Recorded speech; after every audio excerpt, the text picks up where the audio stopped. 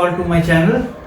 अभी जैसे कि हम जानते हैं ये कोरोना की वजह से स्कूल्स बंद हैं। बहुत सारे स्टूडेंट्स को प्रॉब्लम हो रहा है क्या चैप्टर पढ़े क्या नहीं पढ़े। क्लास 10 और 12 को बहुत ज़्यादा प्रॉब्लम हो रहा है कि कौन सा चैप्टर कटेगा, आईएससी की तरफ से कौन सा नहीं कटेगा। तो उन सबको ध्यान में रखते हुए मैं कुछ ऐसे चैप्टर सेलेक्ट किया है जिस पे मैं वीडियो बनाऊंगा जो क्लास 9 और 10 दोनों में कॉमन रहेगा।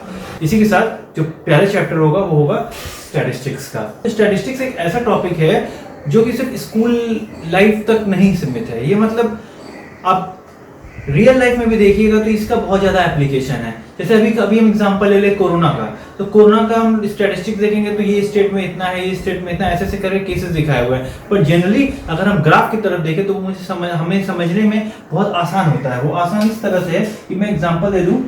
अगर ये ग्राफ के तौर पर हम इसे रिप्रेजेंट करते हैं तो हम देखेंगे कि ये कुछ ऐसा तरह का ग्राफ शो कर रहा है। अभी ये कंट्री में ऐसे जा रहा है, तो ये अब हम इसको देखते ही हम समझ जाते हैं कि ये ग्राफ ऊपर की तरफ जा रहा है, तो मतलब केसेस बढ़ रहे हैं।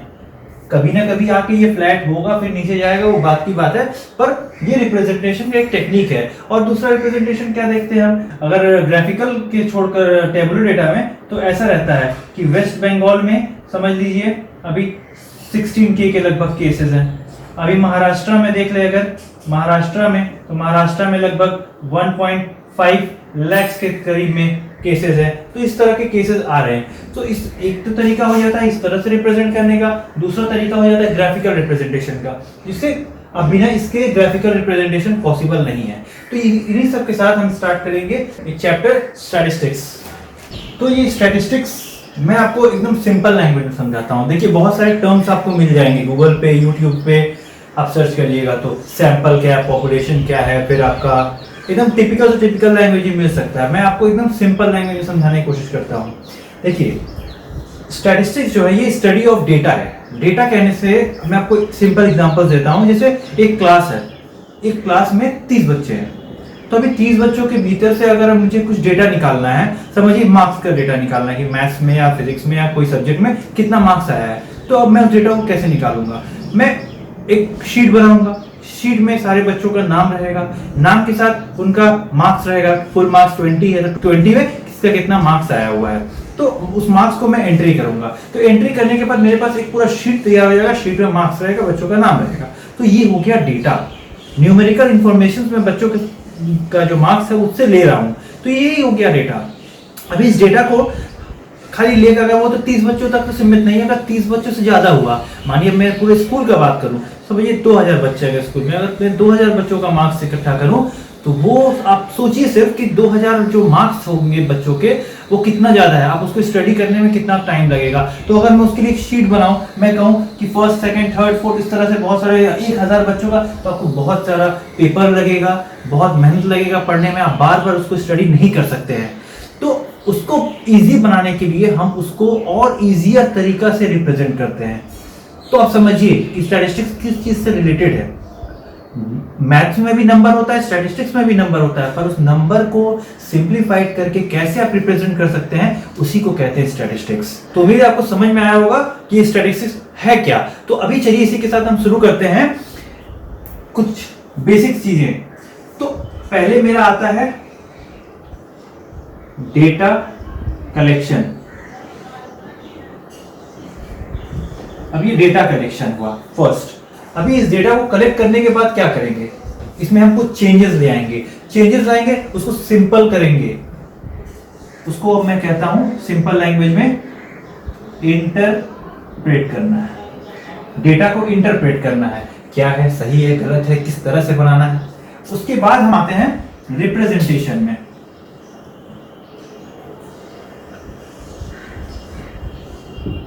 रिप्रेजेंटेशन, तो ये मेनली 3 टर्म्स है, ये 3 स्टेप्स है जिसको हम फॉलो करते हैं। पहले डेटा को कलेक्ट करते हैं, फिर हम जाते हैं इंटरप्रेट करते हैं या इंटरप्रिटेशन बोलते हैं उसको, फिर आता है रिप्रेजेंटेशन। क्योंकि अब इंटरप्रेट कर लिया आपने, पूरा डेटा को तैयार कर लिया, बना लिया, उसके बाद आपको रिप्रेजेंट करना पड़ता है। रिप्रेजेंटेशन क्या है, वही जो मैं भी आपको थोड़ी देर पहले बताया, कोरोना है। तो कोरोना का 2 तरीका से रिप्रेजेंटेशन है, एक टेबल्स में, एक वैल्यूज में देते हैं, दूसरा होता है एक ग्राफिकल रिप्रेजेंटेशन। तो अभी मैं यहां पे लिखता हूं रॉ डेटा या फिर टैब्यूलर या फिर टैब्यूलर। और दूसरी तरफ मैं आपको समझाता हूं, ये ग्राफिकल।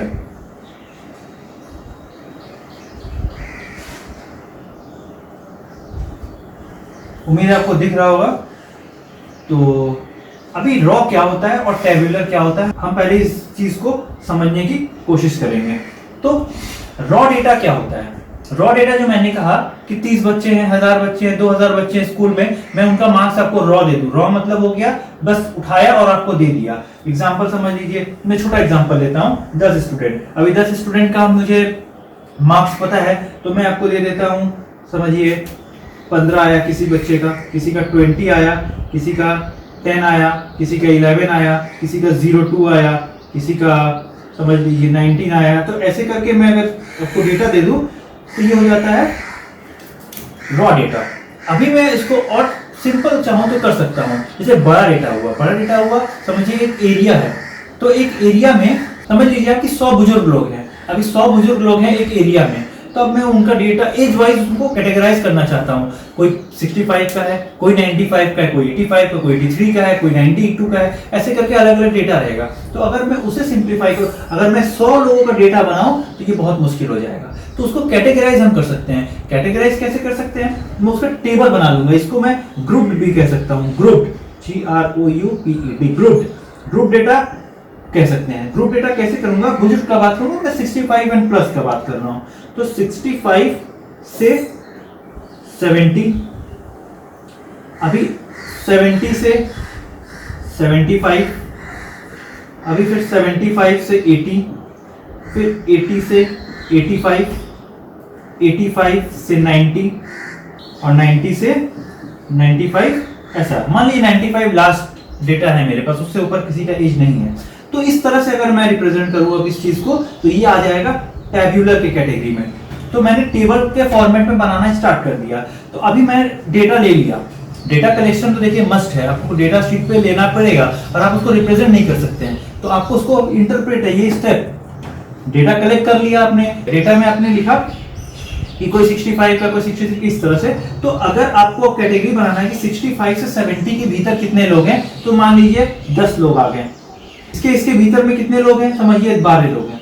समझिए इसमें है, इसमें आपका आता है समझ लीजिए 55 लोग हैं, 55 लोग आ गए। अब इसमें समझिए ऐसे के 23 है। ऐसे करके आप अगर डेटा ले लें, इसमें बिल्कुल डाल ही देते हैं। एग्जांपल 17 है और समझ लीजिए यहाँ पे कुछ डाल देते 21। मैं एग्जैक्टली 100 नहीं कर रहा हूँ, मैं रैंडमली एक एग्जांपल ले रहा हूँ। तो अब ऐसे मेरे लिए और इजी हो गया समझना कि इतना से इतना एज के भीतर 10 लोग हैं, 70 से 75 के भीतर 12 लोग हैं। तो ऐसे करके मुझे समझने में इजी हो जाता है। तो इसको कहते हैं ग्रुप्ड या टेबुलर डेटा। अभी आते हैं इस टेबल को हम कैसे स्टडी करेंगे, मैं अगले वीडियो में आऊंगा। मैं अभी आपको सिर्फ बता रहा हूं कि स्टैटिस्टिक्स है क्या, किस तरह का डेटा होता है, कैसे रिप्रेजेंट कर सकते हैं। अभी मैं इस डेटा को रिप्रेजेंट करना चाहूं ग्राफिकल वे में, जो कि और सिंपल होता है, तो मैं क्या करूंगा? मैं दो एक्सिस बनाऊंगा, एक्स और वाई एक्सिस। अब इस पे तीन तरह के चीजें होते हैं। जैसे एक तो होता है ग्राफ वाइज। ग्राफ में आगे आपका बार ग्राफ आता है, लाइन ग्राफ आता है, हिस्टोग्राम आ जाता है, और दूसरा तरह का कैटेगरी और भी है, और दूसरे तरह का जो कैटेगरी है उसमें आ जाता है आपका पाई चार्ट। अभी देखिए, मैं चाहूं तो इस तरह के डेटा को भी इस पे रिप्रेजेंट कर सकता हूं, मैं चाहूं तो इस तरह के डेटा को भी इस पे रिप्रेजेंट कर सकता हूं। मैं आपको छोटा सा एग्जांपल दे देता हूं। जैसे कि अब इसका समझ लीजिए 60 65, तो पहला तो 0 है, उसके बाद अगर मैं बनाऊं 65 से 70, ये है, फिर स्पेस गैप छोड़ना पड़ता है। बात अगर आप कॉपी में बनाइएगा तो आपको समझ में आ जाएगा 70 से 75। तो ऐसे करके अगर आप जाइएगा तो बनाना पड़ता है, मेरे पास स्पेस नहीं। मैं अभी आपको सिंपल तरीका समझाता हूं तो इसको कैसे रिप्रेजेंट करते हैं। और इस स्केल में मैं ले लेता हूं 10, 20, 30, 40, 50, 60, ऐसे करके ऊपर जाएगा। और तो ये हो गया आपका वाई एक्सिस, ये होता है एक्स एक्सिस। अभी इसमें रिप्रेजेंट करना है इस चीज को, तो मैं 10, ये है 10, तो मैं इसको बार ग्राफ से भी रिप्रेजेंट कर सकता हूं 10। फिर है ये आपका 12, तो इसके बीच में कहीं आएगा 12 आएगा, तो 12 मान लीजिए कहीं यहां पे आ रहा है, तो ऐसे हो जाता है 12, फिर ऐसे करके डेटा बढ़ेगा, फिर 55 है तो अगले वाले कैटेगरी जो मैंने लिखा नहीं उसके लिए 55 है तो 60 से ऊपर 55 ऐसे करके जाएगा। तो ये होता है एक रिप्रेजेंटेशन बार ग्राफ का। तो आपको समझ में आ गया ग्राफिकल रिप्रेजेंटेशन जो है बिना इस टेबुलर डेटा के या फिर रॉ डेटा के कभी नहीं बन सकता है। तो उम्मीद है आपको ये क्लास समझ में आया होगा। मैं अगले में आपको समझाऊंगा mean, median, mode, central tendency के बारे में। ये नेक्स्ट स्टार्ट करते हैं मेजर्स ऑफ सेंट्रल टेंडेंसी।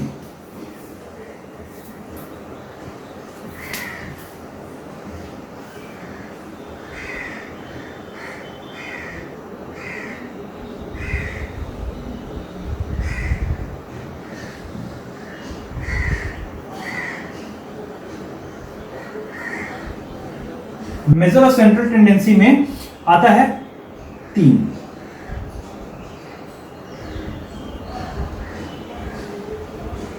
पहला होता है मीन, मीडियन और लास्ट है मोड। पहले हम इसका मतलब समझ लेते हैं मीन, मीडियन और मोड होता क्या है, फिर हम आएंगे एग्जांपल्स पे। तो मीन होता है, छोटे क्लासेस में हमने पढ़ा होगा एवरेज के बारे में, तब अरिथमेटिक में इसको, मैथ्स में इसको एवरेज बोलते हैं, और जब हम स्टैटिस्टिक्स पढ़ते हैं तो इसको हम कहते हैं मीन। तो मीन होता क्या है, ये एक बोल सकते हैं एवरेज ही है, ये एक एवरेज ही है। तो इसको हम लोग सिंपली जो टर्म बोलते हैं वो है अरिथमेटिक मीन या सिंपली मीन स्टैटिस्टिक्स में, और ये एवरेज जनरल समझने के लिए मैंने आपके लिखा है। तो दूसरा आता है मीडियन। तो मीडियन क्या है, मीडियन जो है वो उसको कहते हैं हम लोग middle value, middle most value, middle most value. Middle most value क्या हो गया, बीच का वैल्यू। मतलब इससे हमें क्या समझ में आता है, अगर कोई वैल्यू जो बीच का है उसके ऊपर और उसके नीचे एग्जैक्ट नंबर ऑफ डेटा रहेगा। समझ लीजिए आपको 11 कुछ आपके पास 11 डेटा है, तो इस 11 डेटा में ऊपर में आपके 5 है, नीचे आपके 5 है, तो जो बीच वाला है उसको बोलता है मीडियन।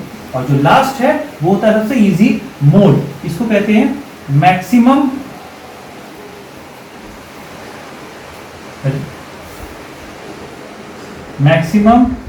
रिपीटेशन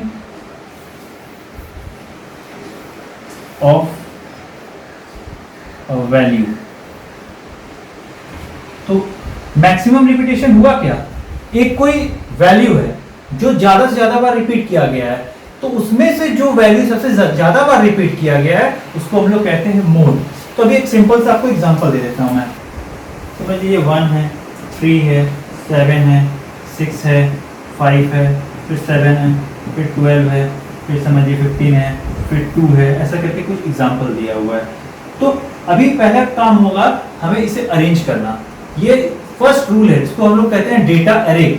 डेटा एरे, तो डेटा एरे है उसको अरेंज करने को बोलते हैं। तो आता है डेटा एरे। अब ये डेटा एरे किस सीक्वेंस में होगा, ये क्वेश्चन हो सकता है। तो सीक्वेंस ये होगा असेंडिंग ऑर्डर का, पहले छोटा फिर बड़ा। तो इसे हम अरेंज कर लें तो आता है पहले 1, फिर 2 भी है, फिर 3 भी है, 5 है, 6 है, 7 है, 7 2 बार है तो 7 2 बार लिख लेंगे। फिर आगे आपका 12 और 15, तो 12 है और 15 है। तो ये डेटा एरे पूरा हो गया। अभी देखिए, अच्छा और एक चीज इसमें काउंट हमेशा कर लीजिएगा ताकि कोई डेटा क्वेश्चन से आपका डेटा एरे में मिस ना हुआ हो। अगर एक भी मिस हो गया तो आपका पूरा सम गलत हो जाएगा। तो मैंने अरेंज करके मैं गिन लेता हूँ एक बार। 1 2 3 4 5 6 7 8 9, 1 2 3 4 5 6 7 8 9। तो ठीक है, अभी आते हैं मीन मीडियन मोड पे। तो मीन क्या होता है, हम जानते हैं sum of all data by number of data. तो सम ऑफ ऑल, इसको हम फॉर्मूला से रिप्रेजेंट करता हूं, simple summation of xi by n, ये उसका फॉर्मूला। तो मीन इक्वल्स टू हम लोग लिख सकते हैं summation of xi by n। ये xi कोई बहुत बड़ी चीज नहीं है, घबराइएगा मत, ये रिप्रेजेंट करने के लिए फॉर्मूला है। और ये समेशन जो है ना, ये साइन, इस समेशन का मतलब ये होता है ऐड ऑल द वैल्यूज। तो ये कोई चीज नया नहीं है। जब हम ऐड करेंगे, हम लोग लिखते थे ना सम ऑफ ऑल वैल्यूज या observations bye number of observation, ये बस वही चीज है। हम लोग अब ऐसे नहीं लिखकर ऐसे लिखेंगे, काम वही रहेगा। आपको ये लिखिएगा, उसके बाद 1 + 2 + 3 ऐसे ऐसे करके मैं आपको दिखा दूंगा अगले वीडियो में। बाई n होता है नंबर, तो कितना नंबर है मेरे पास 9 है, तो बाई 9 हो जाएगा। तो ये हो गया मीन। मीडियन क्या होता है, मिडिल मोस्ट वैल्यू। तो जब क्वेश्चन इस तरह का रहे जिसमें ऑब्जर्वेशन मेरा जो है वो ऑड नंबर का है, ऑड नंबर का मतलब क्या हो गया, ऑड नंबर मतलब मेरे पास 9 डेटा है, ध्यान से गिने थे ना 1 2 3 4 5 6 7 8 9, वी आर हैविंग 9 डेटा। तो इस 9 डेटा के बीच में एग्जैक्टली हमको एक वैल्यू मिल जाता है, इसलिए हमने इसे डेटा एरे किया। अगर आप डेटा एरे नहीं करिएगा तो आपका मीडियन हमेशा रॉन्ग आंसर देगा। जैसे इसमें 1 2 3 4 इधर से छोड़ दें, 1 2 3 4 उधर से छोड़ दें, तो आ जाएगा बीच में 6, तो ये 6 हो जाएगा इस मीडियन का आंसर, तो मिडिल मोस्ट वैल्यू। ये वाला जो है सिंपल लॉजिक वो सिर्फ ऑड नंबर्स में एप्लीकेबल है। इवन के लिए एक फॉर्मूला होता है, मैं आपको अगले वीडियो में दिखा दूंगा। अब आते हैं मोड। मोड तो मैंने कहा ना, maximum repetition of a value. इसमें से आप देख के बताइए कि सबसे ज्यादा बार कौन सा नंबर रिपीट है। तो अब देखें तो 7 जो है वो सबसे ज्यादा बार रिपीट किया गया है, तो इसका आंसर हो जाएगा मीडियन में 7, इसका मोड आंसर हो जाएगा और मीडियन का आंसर हो जाएगा 6। चलिए मैं आपको ये भी बता देता हूँ मीन कैसे निकलेगा। तो अभी अब मैं इसको ऐड करता हूँ, ऐड मतलब 1 + 2 + 3 ऐसे करके, तो ऐड करते ये आता है आपको ऐड करने के बाद 58 आ, इसको ऐड करने के बाद, और बाई मैंने कहा ना n क्या है, नंबर ऑफ ऑब्जर्वेशन, तो ये 9 है, तो बाई 9 रहेगा। तो अभी हम अगर इसको करें तो क्या आएगा, हम जानते हैं 9 6 54 होता है, फिर पॉइंट आएगा, तो इसके बाद आ रहा है 4 4, तो आपका आंसर मीन का हो गया 6.44। तो आपको उम्मीद है समझ में आया होगा कि मीन क्या है, मीडियन क्या है और मोड क्या है। मैंने एकदम बेसिक तरीके से आपको समझाया है, ये सिंपल है, उम्मीद है आपको समझ में आया होगा ये चीज। तो चलिए अब आज के लिए इतना ही, अगले वीडियो में आपको डिटेल्स में मीन समझाऊंगा। Thank you for watching.